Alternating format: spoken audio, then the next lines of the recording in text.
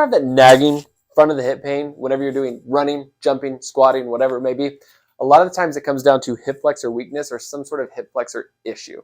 And so what I want you to do today is to see how much mobility and also flexibility you have by laying on your back, and I'll show you kind of how to do it. And then we're going to add a band to help you build strength in that newfound range of motion. First portion, you're going to lay flat on your back. We have our own test for this, but to make it simple, I'm going to keep it all on the table.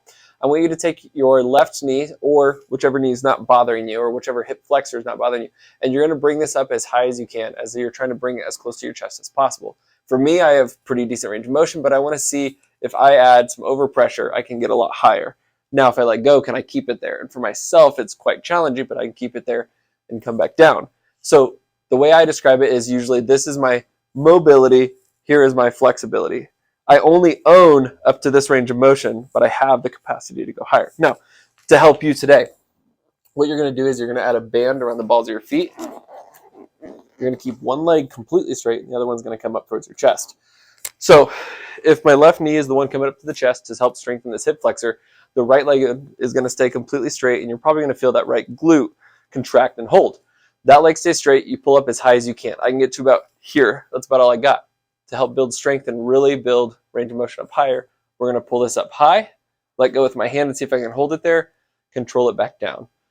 And then again, I can only get to about here. My hands pull me up to full range of motion. I see if I can hold it. It's really challenging, and I control it back down. Now, this may reproduce some of your symptoms. If so, either work through it if it's not that bad, or take the band off and gradually increase the load from there. Now, I usually prescribe these about 2 or 3 sets of 10, specifically on the side that's bothering you, and they work great as warm-ups. For me personally, my right hip flexor always gives me grief about mile 2 or mile 3 on a run.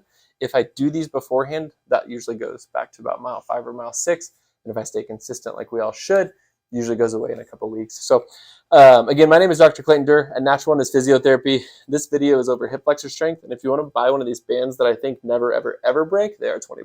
So give us a comment down below if this helped you.